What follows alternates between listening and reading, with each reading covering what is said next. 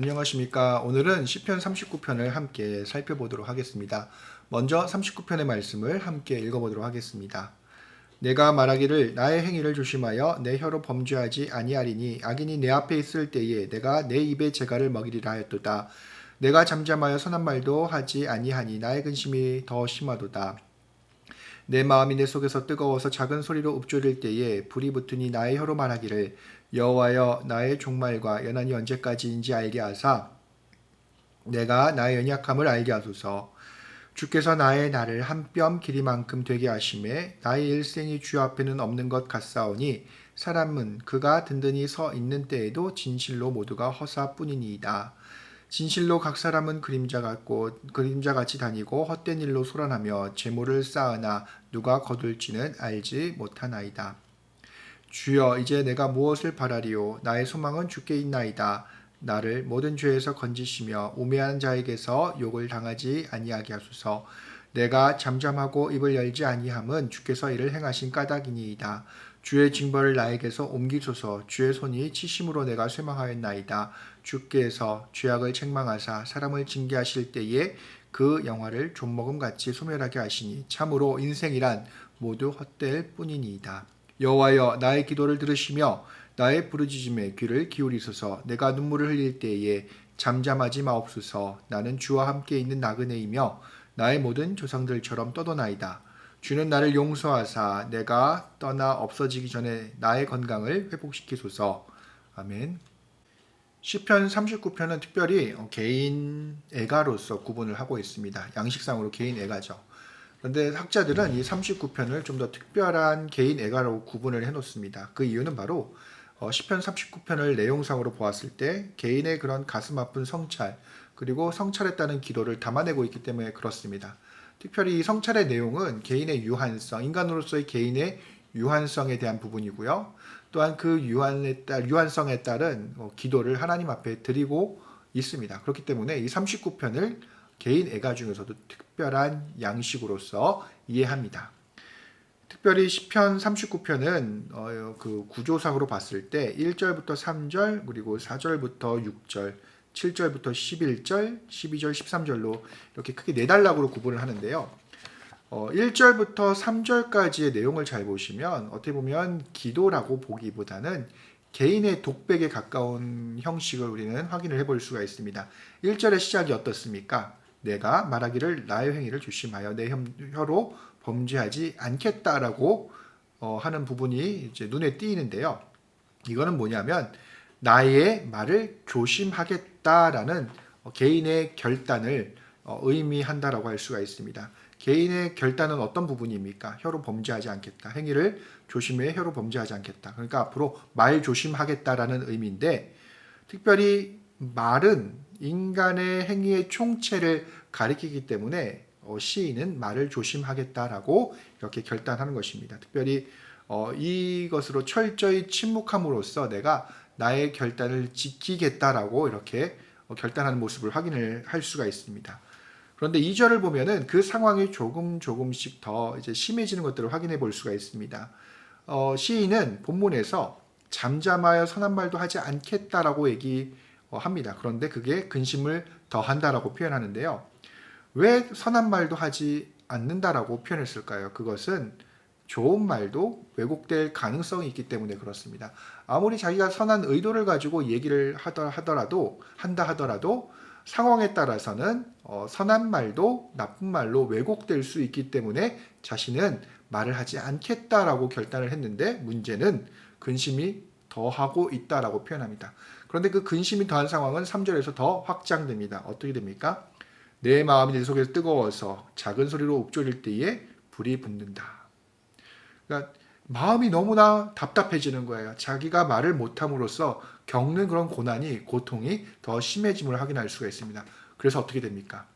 말하기를, 나의 혀로 말하기를. 결국 자기의 결단이 끝나버립니다. 여기서 끝납니다. 하지만 4절의 시작부터는 분위기가 완전히 달라집니다. 어떤 분위기로 달라질까요? 1절부터 3절까지는 개인의 독백이었다면 4절부터는 이제 드디어 하나님과의 대화가 시작됩니다. 한마디로 기도가 시작됩니다. 4절의 시작은 어떻게 시작합니까? 여호와여라는 호칭으로 하나님께 대한 부름으로 시작이 됩니다. 4절부터 6절까지 시인이 집중하고 있는 그런 주제는 무엇입니까? 바로 인간의 연약성입니다. 시인은 4절부터 6절까지의 인간의 유한성에 대해서 자세하게 기록하고 있습니다. 어떻게 얘기합니까? 나의 종말과 연한이 언제까지인지 알게 하사 나의 연약함을 알게 해달라. 그리고 주께서 나의 날을 한 뼘 길이만큼 되게 하심에 나의 일생이 주 앞에는 없는 것 같사오니 사람은 그가 든든히 서 있는 때에도 진실로 보다가 허사뿐이니이다. 그리고 마지막에 그림자로 표현합니다. 이 얘기는 뭐냐면 인간의 허무함과 유한성을 분명히 드러내는 표현이다라고 할 수가 있습니다. 인간은 유한한 존재입니다. 창세기에서도 분명히 그 부분을 지적합니다. 인간의 이름을 창세기 2장에서 어떻게 부릅니까? 아담이다라고 얘기합니다. 아담이라는 이름 그 자체에는 인간의 유한성이 들어있습니다. 바로 흙으로 지어졌기 때문에 흙으로 돌아가야 되는 그런 운명 그리고 유한한 존재임을 드러내고 있죠. 그래서 시인은 자신이 유한한 존재임을 알고 있었습니다. 그러면서 이 유한한 존재이기 때문에 겪게 되는 그런 아픔들 또는 그런 자기 반성의 모습들을 어떻게 보면 4절부터 6절까지 표현하고 있다라고 알 수가 있습니다. 그런데 7절부터 11절은 다시 한번 분위기가 전환이 됩니다.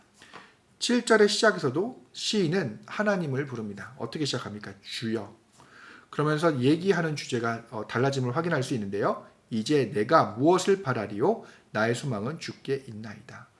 7절은 상당히 중요한 수사학적 고백이다라고 할 수가 있습니다. 이전에 있었던 4절부터 6절까지 인간의 유한성에 대해서 얘기했던 것들을 이끌어내기 위한 것이죠. 그러니까 4절부터 6절까지를 하나의 질문으로 바꾸어서 우리는 이해할 수가 있습니다. 인간이 바로 유한하기 때문에 그렇다면 우리 인간은 어떻게 해야 하는가? 라는 질문으로 이해할 수 있다는 것이죠. 그리고 그 질문에 대한 답이 7절부터 시작이 됩니다. 뭐라고 얘기합니까? 바로 하나님께 있다. 우리가 하나님께 기대하는 것에 인간의 유한성을 극복할 수 있는 힘이 있다는 것입니다. 인생의 소망이 바로 하나님께 있다는 것입니다. 그러니까 바로 7절부터 11절까지 하나님의 허락, 하나님과 함께함이 없으면 사람은 그 자체 인간의 그런 유한성 때문에 헛된 존재일 수밖에 없다는 것을 분명히 이야기하고 있습니다. 하나님께서 행동하심에 대한 그런 행동, 특별히 9절을 보시면요.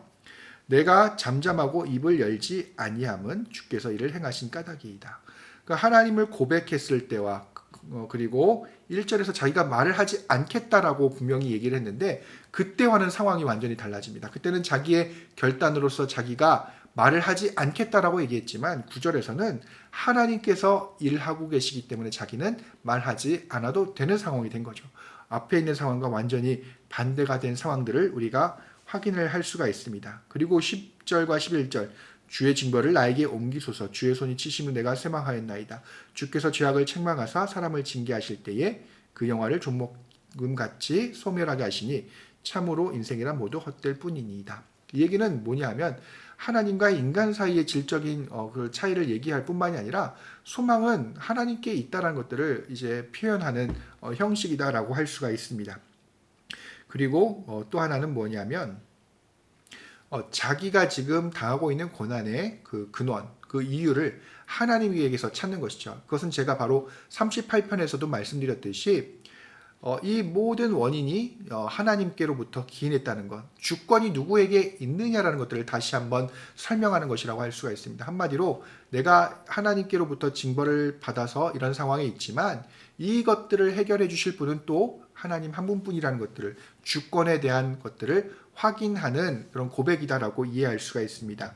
마지막으로 12절과 13절은 다시 한번 하나님이 어떤 분이냐, 시인에게 어떤 분이냐라는 것들을 고백함으로써 마무리하고 있습니다. 제가 한번 12, 13절을 읽어보도록 하겠습니다. 여호와여 나의 기도를 들으시며 나의 부르짖음에 귀를 기울이소서. 내가 눈물을 흘릴 때에 잠잠하지 마옵소서. 나는 주와 함께 있는 나그네이며 나의 모든 조상들처럼 또도나이다. 주는 나를 용서하사 내가 떠나 없어지기 전에 나의 건강을 회복시키소서. 전체적으로 봤을 때 12, 13절은 하나님을 유일한 희망으로서 고백하고 있습니다. 마지막으로 12, 13절입니다. 제가 12, 13절을 읽어보도록 하겠습니다.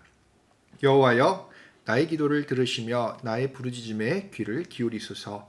내가 눈물 흘릴 때에 잠잠하지 마옵소서. 나는 주와 함께 있는 나그네이며 나의 모든 조상들처럼 떠도나이다. 주는 나를 용서하사 내가 떠나 없어지기 전에 나의 건강을 회복시키소서. 이 본문에서는 하나님을 유일한 희망으로서 다시 한번 고백하고 있습니다. 그것이 어디서 드러납니까? 하나님께 기도하고 요청하는 것에서 우리는 확인할 수 있습니다. 여러분에게도 하나님이 유일한 희망이 되십니다. 여러분 또한 여기서는 기도의 힘에 대해서 간접적으로 드러내고 있습니다. 한마디로 우리의 유일한 의미 되시는 그런 하나님을 함께 기억하자라는 그런 시인의 표현이기도 하지만 여기서 또한 중요한 것이 하나가 있습니다. 바로 시인이 자신을 조상들과 함께 조상들의 그런 상황에 비교한 것에 있습니다. 여기서 조상들, 특별히 12절에서는 나는 주와 함께 있는 나그네라고 표현하고 있고요. 나의 조상들처럼 떠돈다라고 이야기하고 있습니다. 여러분, 우리는 본질상 이제 나그네입니다. 특별히 여기서 말하는 조상들은 아브라함과 이삭과 야곱입니다.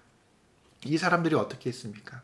평생 하나님의 약속을 믿으면서 한평생을 나그네의 삶을 살았습니다. 떠도는 삶을 살았습니다. 어디에 정착하지 않았습니다.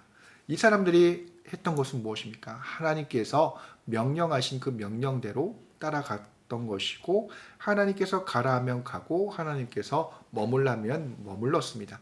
그것이 바로 나그네의 삶입니다. 우리는 이 세상에 이렇게 정착하며 정주해서 사는 사람들이 아닙니다. 분명히 그 부분들을 오늘 본문 특별히 시인은 이야기하고 있습니다. 여러분, 우리의 존재는 덧없는 존재이지만 유한한 존재이지만 하나님과 함께 있을 때 의미 있는 존재가 되고요.